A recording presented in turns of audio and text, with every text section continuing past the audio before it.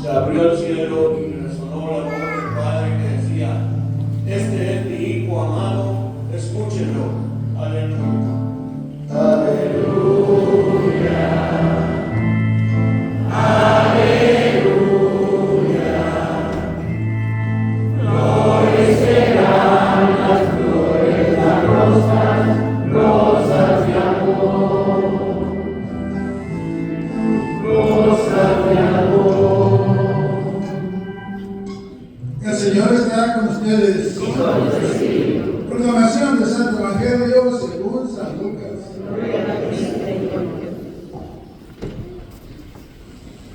En aquel tiempo, como el pueblo estaba en expectación y todos pensaban que quizás Juan el Bautista era el Mesías, Juan los sacó de dudas diciéndoles: es cierto que yo bautizo con agua, pero ya viene otro más poderoso que yo, a quien no merezco desatarle las correas de sus sandalias. Él los bautizará con el Espíritu Santo y fuego. Sucedió que entre la gente que se bautizaba, también Jesús se bautizaba. Mientras éste oraba, se abrió el cielo y el Espíritu Santo bajó sobre él en forma sencilla, como de una paloma. Y del cielo llegó una voz que decía: tú eres mi Hijo, el predilecto, en ti me complazco. Palabra del Señor.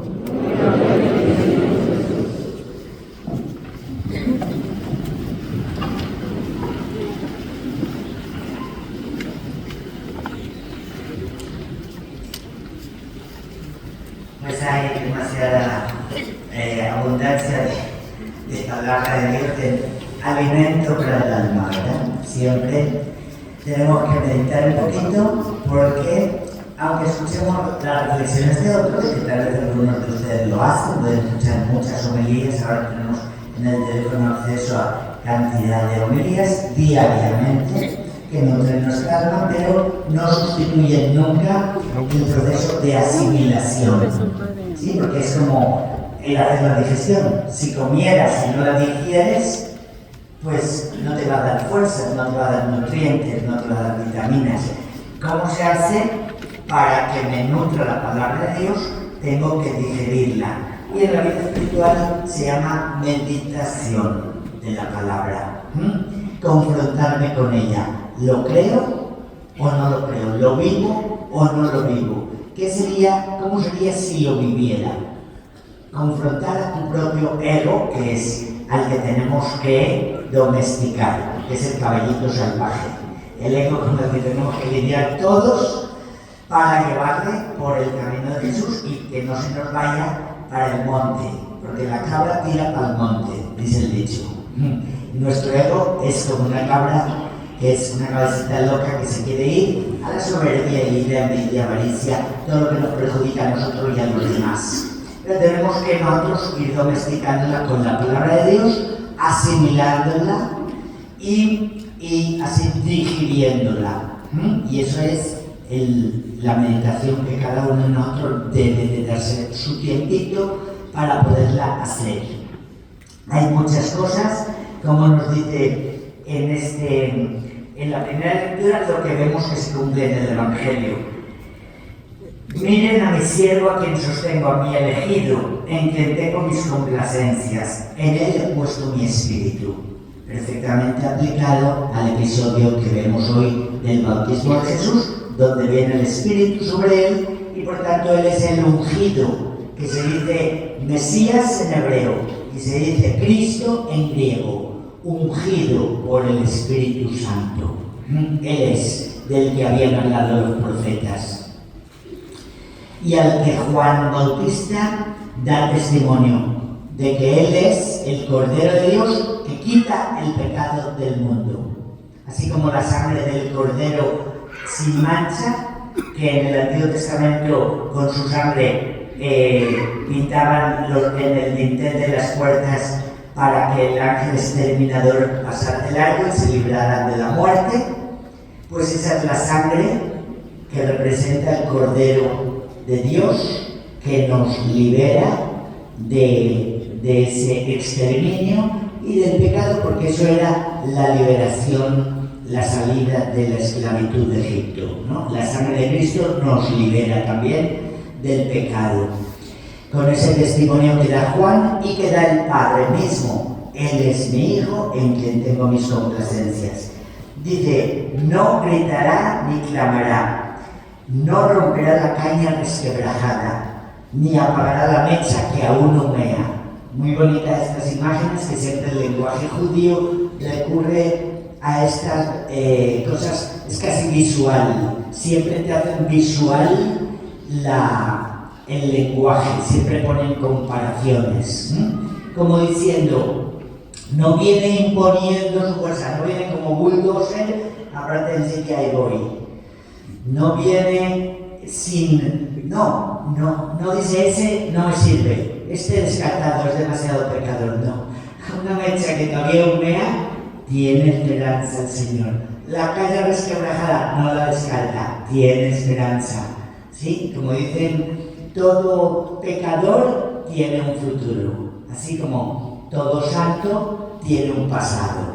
¿No? Para decir, también era un gran pecador, el santo, y el santo tiene esperanzas de llegar a ser un gran santo. El pecador puede llegar a ser un gran santo, como lo fue San Pablo mismo, San Agustín y tantos santos que después de una vida de pecado, la conversión les renovó. Y es lo que viene a hacer Jesús. Nace para que renazcamos por el Espíritu Santo. Y Él es el Espíritu Santo es el santificador, el que puede obrar lo que nosotros por nosotros no podríamos. La santificación la opera el Espíritu, si somos dóciles a Él, si nos abrimos a Él y si aprendemos a recibirlo, porque ese es el gran reto ante el que estamos todos en este mundo, no solo en el tiempo de Navidad, sino toda nuestra vida. Vino a los suyos y los suyos no lo recibieron, pero a los que le recibieron les dio poder de hacerse hijos de Dios. Y de eso habla un poquito la reflexión del boletín de este día del bautismo. Recibe el tesoro, porque hay unos que no lo reciben. El reino de Dios que nos viene a traer Jesús, la vida eterna, hay muchos que no quisieran ni recibirla, ni quieren saber de ella, en la torpeza y en el pecado que sufrimos en este mundo, pero los que lo reciben el mayor tesoro que puede recibir en esta vida. Es el Espíritu Santo, cuyos frutos son lo que anhela el alma humana: amor, felicidad, paz, bondad. O sea, los valores que viviremos de manera plena y perfecta en el reino de Dios y que Jesús ha querido que ya en este mundo empecemos a experimentarlos. Ya pregustemos esos valores del reino de Dios. ¿Cómo lo haremos? Si confiamos en Jesús y si somos de sus ovejas que le escuchan y le siguen, ya estamos en el camino de la vida, ya, dice la palabra, ya han pasado de la muerte a la vida por la fe. Siguiendo a Jesús, ya estás en la vida, porque Él es la vida. ¿Sí? Y eso lo tenemos que escoger aquí en la tierra, ser de los que sí lo recibieron. Escuchaba una frase de Santo Tomás que dice, hay más diferencia, muchísima más diferencia entre un bautizado y un no bautizado que entre un vivo y un muerto. Porque el bautizado tiene vida eterna y el no bautizado no. Ahora, tomando en cuenta que el bautismo tiene que ser recibido, que es de eso de lo que habla la reflexión del boletín. Hay muchos ateos bautizados que no han recibido a Dios ni la vida eterna. La vida eterna se recibe por la fe, nos lo repite más de 20 veces el Evangelio de San Juan, para que todo el que crea en él no perezca, sino que tenga vida eterna. Como todos los dones espirituales se tienen que recibir por la fe. Entonces no es que el bautismo sea una varita mágica, tiene que ser recibido. Y es el único sacramento que se le da a los niños antes de tener el uso de razón, porque así fue desde los Hechos de los Apóstoles, se bautizaban familias enteras. ¿Sí? Y Jesús, cuando les mandó a bautizar en el nombre del Padre, del Hijo y del Espíritu, no les dijo, pero solo a partir de tal edad, ¿no? A todos, vayan a todas las gentes, bauticen a todos y enséñenles a cumplir todo lo que yo les he mandado. O sea, va unido con la enseñanza.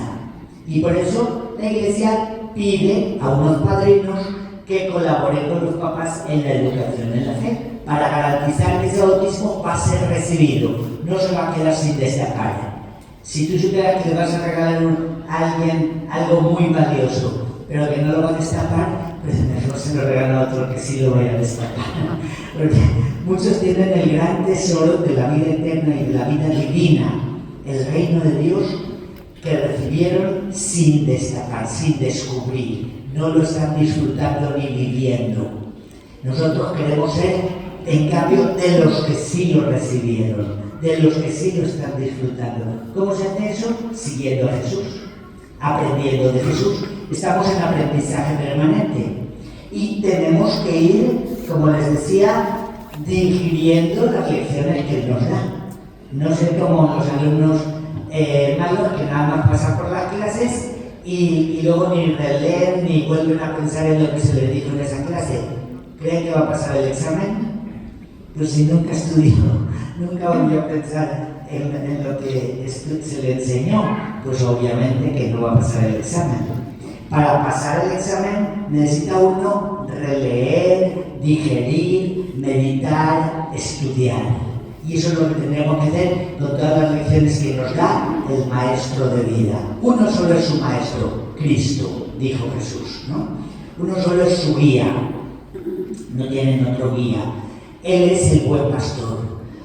Y por eso es un privilegio que nunca hubiéramos soñado nosotros de tener, el Dios con nosotros, que nos ha dado más que de sobra para llegar al reino de Dios. Y seríamos muy necios de no hacerle caso y de no llegar. Cuando nos da su iglesia, que nos sigue predicando la verdad, dice, la iglesia es columna y fundamento de la verdad, dice San Pablo. Entonces no nos tenemos que dejar llevar por nuestra locomotora, que ve poquito y distorsionado. Tenemos que fiarnos más de nuestra cabeza, que es Cristo, sin la cual esta de poco nos sirve. En la medida en que se abre a la sabiduría de Cristo y a la verdad que es Cristo, entonces sí nos sirve nuestra cabecita. Por eso hay que domesticar el caballito salvaje, para que siga a Jesús. Y en la medida en que seguimos como sus ovejas, mis ovejas me escuchan y me siguen, entonces ya estamos en la vida. Entonces sí somos de los que le recibieron. Y entonces empezamos a experimentar ya aquí el reino de Dios, a vivir nuestro bautismo, a vivir como hijos de Dios, como ciudadanos del cielo. Ese es el gran tesoro que Dios pone a nuestro alcance y está en cada uno si lo recibe o si prefiere seguir ídolos, idolatrías de este mundo, pastores asalariados que no buscan tu bien sino el suyo. Los asalariados con los que contrasta Jesús al buen pastor, que no dan la vida por las ovejas como sí lo hizo Jesús. Fiarnos de Él, estar convencidos de que nos va a ir mucho mejor siguiéndole a Él, confiando en Él, haciéndole caso, que si nos fiamos de esta cabecita o de cualquier otro asalariado. Vamos a pedirle esta gracia al Señor, que podamos experimentar la gran alegría de tener a Dios que nos da la vida. Ayer escuchábamos en una cita de 1 de Juan: quien tiene a Cristo tiene la vida, quien no tiene a Cristo no tiene la vida. Más clarito no nos lo puede dejar el Señor. Por eso, recibirle con una alegría inmensa. Recibirle, Él nos dejó, como les decía, a la Iglesia, los sacramentos, su palabra, nos dejó a María, porque Él también hizo una madre para Él, y luego nos la encomendó a nosotros, nos la dejó a nosotros, porque sabe que para atravesar este desierto, que es el mundo, necesitamos de todo eso. Para poder vivir como hijo de Dios en este mundo, no podemos por nosotros mismos. El que quita el pecado es Jesús. Yo no me voy a quitar a mí mismo. El que me salva es Jesús. Yo no me puedo salvar a mí mismo. Entonces necesito de todos estos recursos que Dios nos dejó para poder vivir aquí el reino. Como nos dijo en otro texto, el reino de Dios sufre violencia y con esfuerzo se conquista. En este mundo es a veces contra la corriente del mundo que está llevado por el maligno. Y Jesús dice en la primera lectura, en la segunda de Hechos de los Apóstoles: pasó haciendo el bien, liberando a los oprimidos por el diablo. Y eso es lo que quiere seguir haciendo a través de nosotros, a través de su iglesia. Y yo les digo, ¿te gustaría eso para que pusieran eso en la tumba como epitafio de tu vida? Que dijeran: pasó haciendo el bien y curando a los oprimidos por el mal. Es un bonito epitafio que debería de poderse decir de todos nosotros, porque estamos aquí para representar a Cristo. Siguiendo la huella de Cristo, dice Jesús: harán mis obras y aún mayores si creen en mí. Porque yo voy al Padre, les conviene que yo me vaya, porque si no me voy no les mandaré el Espíritu, pero si me voy les daré el Espíritu. Y si tienen el mismo Espíritu de Cristo, podrán hacer sus obras. Y eso es lo que el Señor espera de todos nosotros. Pidamos al Señor. Amén.